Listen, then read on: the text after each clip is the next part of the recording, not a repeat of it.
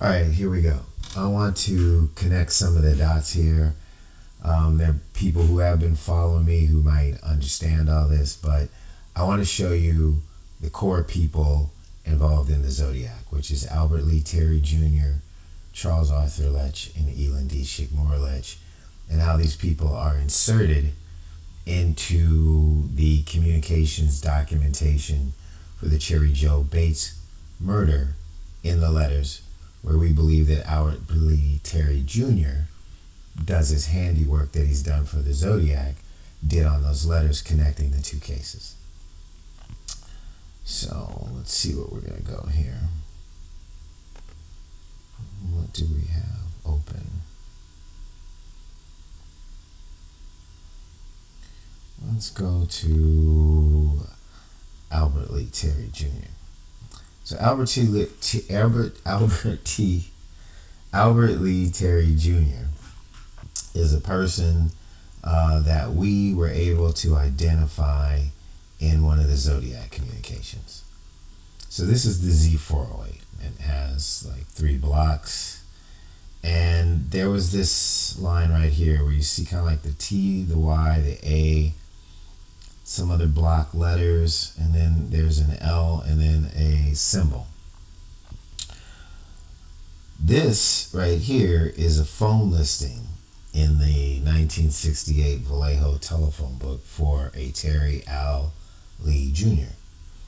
We were deciphering a math problem that was the result of the inscribed information on the car door at the Lake Berryessa murder on the Carmen Gia, and it turned out to be a phone number, and it's these numbers in Vallejo, except the last number was different. So the last number we got in the math was 0.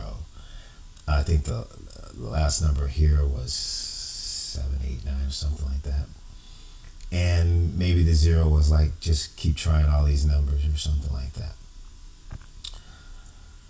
It matched up perfectly with a plain text, which is what these cipher is, truncated word coding. And that's what the Z408 cipher is, at least at this level, that produces information.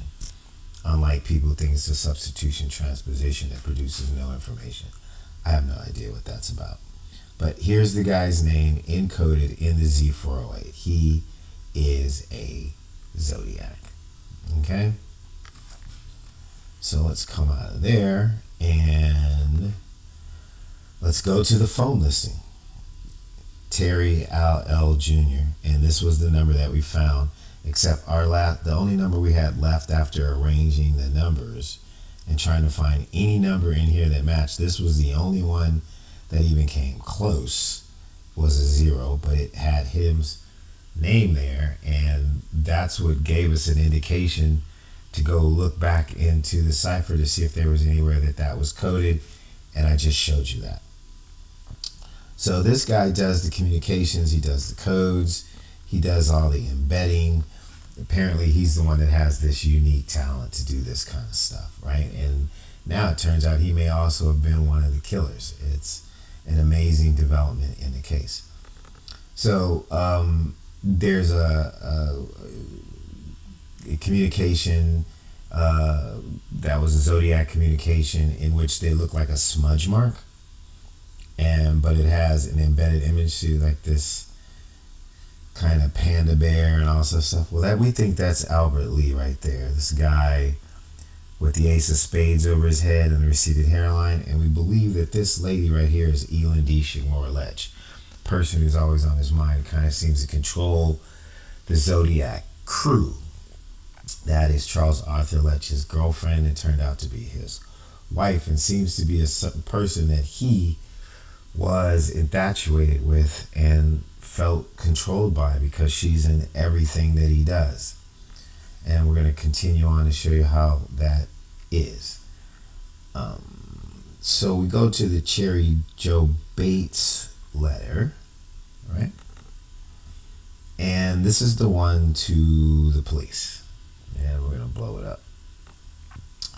So this is Albert Lee's work. As you can tell, there's images embedded into the letters. And again, here's this gentleman with the receded hairline. So that seems like a self-portrait of him, and this version seems to suggest that he has the stick figure, which would be Cherry Joe Bates, being carried on his back. We believe at this point is where he laid her down on the ground, and that this is actually showing the progression of what happened in the murder. But let's continue on. I want to show you the connection between these three people. I'm going to spin this. Let's see, which way should I spin it? Yeah, this way. And I'm going to blow it up. So as we come down from here, where it's showing you how this murder took place, right? He is reporting all of this to Charlie and Elin. So all the descriptions you heard from the Lake Berryessa murder, the guy was thick, not fat, about 5'8", large face and head. Well, this is Albert's view of Charlie, which makes me think that he was very jealous of the guy. But he was, he was a big guy. He was a big guy. And this is Elin, her dark hair. She's American, Asian mix. Shigmore is her maiden name, out of Chicago. And so from what this is showing me, he is describing the murder in this pictorial, and he is reporting back to Charlie and Elin. We have her on video at the I think it's the St. Vincent de Paul thrift store in San Francisco, when the Zodiac was supposed to turn himself in to the famous attorney Melvin Belli, and they thought the Zodiac didn't show up. Well, if you look at the video, there is a woman with very dark hair, these type of features, even though this is a cartoon version of it, who walks out of the store as they're going in and the interview's over and they think the Zodiac didn't show up. She stops and looks back like she's the only one that knows what's going on. We believe that that's her. And so this is a representation that looks just like that picture, just in a cartoon sense. Her nickname in the Zodiac was VW Babe, we believe, because she drove a VW bus. In that video, at the corner is a red and white VW bus. So like the Zodiac, they seem to want to put everything in your face. So it would be very much like her to park her car right at the corner of where the Zodiac's supposed to turn himself in, when nobody knows there's a female involved who's a member of a group called the Zodiac, and just be hanging out, right? But an ABC camera crew that's filming the situation got her on camera. So that's Charles Arthur Lech. It's a representation. That's Elin D. Shigmur Lech. They were living together in 1966 when this took place. And so let me show you that. Let's see if I have that teed up here.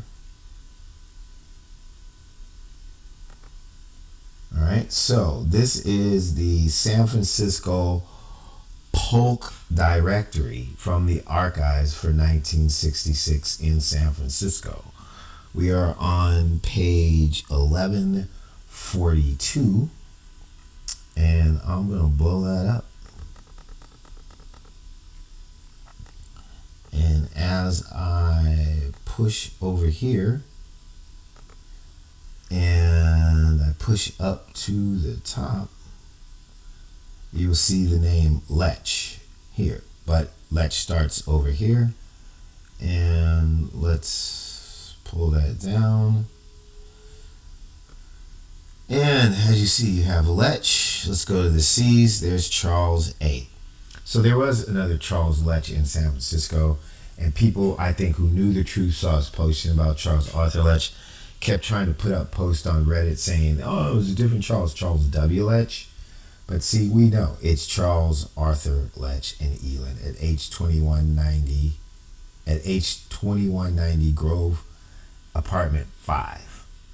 And I'll show you that on Google Maps. So we go there on Google Maps. Here's 2190 Grove Street. So remember when we were talking about the Paul Stein murder? Paul Stein murder took place right here. Here's Cherry, here's Maple, here's Washington. And we said that Charlie was probably set up by Albert. We think that Albert took this direction and walked to this little walkway over here and was parked on Vallejo Street because this address is on his fake burial card. And then there's a representation on the envelope claiming participation in this murder. And it has a picture, another pictorial like Albert does. We don't think Charlie knew it was Albert that set him up. And it had him going all the way down here over to the beach.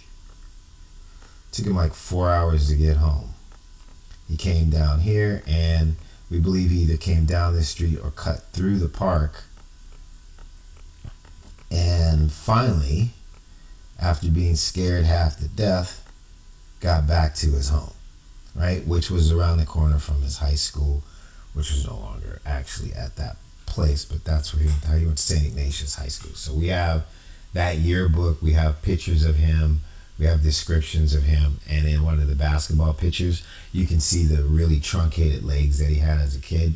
So this whole idea of him being this really thick person, even though we don't have an age-defined photograph of him at that time of the murders, it all matches up. And then we go to the street view, which is really funny. You know how they were talking about the bus bomb thing?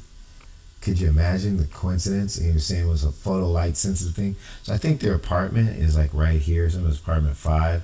So if a school bus came by, they had the little light sensor, and it says that the cars wouldn't break the light sensor, but the bus would come by and break the light sensor, and that would set off the street bomb or whatever. Well, they were on a street that had a school bus, so I mean, you could keep saying all these things are coincidence, but I don't believe that's true. I don't believe that's true at all. And so that's the connection between those people. And I'm trying to think if there was anything else that I wanted to show while we were at it that I can't quite remember. Oh yeah, I want you to actually see Charlie. So let me go to my Zodiac files. So this is the handsome young man in his senior picture. So if you remember the 8 witnesses, especially the female witnesses at Lake Berryessa, they described a very handsome man with a very large face, with the part on the side of his head. There he is, the guy who was wearing the costume and uniform. But the murders that described where Charlie was involved, where the witness reports were of his physical description, all had people who were left alive. We believe that Albert may have been involved in murders where the MO was much different, where he literally shot somebody in the back of the head. So that would be Faraday and Paul Stein. So we think he was involved in those two. And now, based on these communications and the things that he has about Sherry Jo Bates, it looks like that's also what he was involved in. The Halloween card, we're not exactly sure who created the Halloween card. We kind of think it was Charles and Elin saying something to Albert Lee because the rumors had gotten back to them that he was getting into the witness protection program. And so we did this thing where we took a look at the Halloween card itself, and we had gotten a tip or a lead based on some loose lips about the eyes in these wooden things. And so we took a look into this one little eye right there, right? Let me get out of that. And lo and behold, when we blew it up, there was this image in the eye, which is not easy to see, but doesn't it remind you of this photo of Cherry Jo Bates? So we think that they were saying, hey, if you tell on us, we'll tell on you, because you are involved in the Cherry Jo Bates murder. And that is pretty much what I wanted to show you. I don't think there was any more on the card that I saw. That was really what it was. So I'll just blow it up one more time. And we'll just go back for real quick. So again, right, blow it up. We believe that's Albert Lee's picture of himself carrying the victim to, I guess, the place in between the houses where, what took place. I just noticed this right here. It looks like a girl sitting in a car getting ready to drive. And maybe that's, when she figured out her car wasn't working.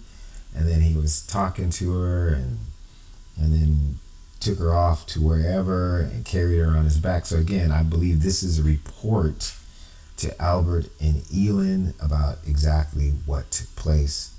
I thought this might be Cherry Joe sitting there bleeding out. I'm not sure. The way he draws it, that's a little difficult to tell right there. Also kind of reminds me of Elin. I don't know. So maybe that's what he's saying, hey, Elin, this is what happened. This is where I took her. She was in the car. I talked her into it. Then I carried her. Then I killed her. Pretty much how they work, by communicating through these communications with pictures in order to report to each other without a definable line of communication. This was the start of the Zodiac and how it all worked out. And then on that same line, right, and these are the letters that were sent, one to the police, one to the dad, and one to the press from the Cherry Joe Bates murders that were hand delivered, because these stamps from the post office aren't real. On that very same line, I can't even read that, but it goes directly to Charles and Elin. So he's telling these two what he did. Those three people were the core of the people in the Zodiac that I can connect directly to the murders. There's other people that were involved in the Zodiac, in the extortion and in the sabotage and in the military side. But in terms of the murders in the Benicia, Vallejo, and San Francisco area, these three people seem to be the ones that are always involved. So that's why I focus on them, and I think that the truth should come out. The military part was handled internally. That's been settled. That's their problem. The FBI would not get involved if the military said, look, we have this. And I think that's why the FBI stayed out of it. But the murders don't seem to touch these other people. I can't find communications where they said do this. Now, were they complicit in terms of, well, if this is what you guys are doing, this is what you're doing? Yeah, for sure. Not a doubt. But the people that were actively involved in these murders, it seems, in terms of the planning, the execution, and reporting back and forth, would be Elin D. Shigmura Lech, Charles Arthur Lech, and the artist formerly known as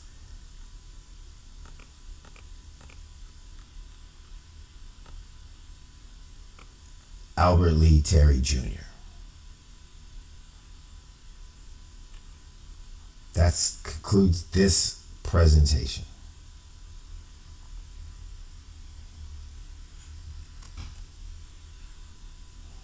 All right, here we go. I want to connect some of the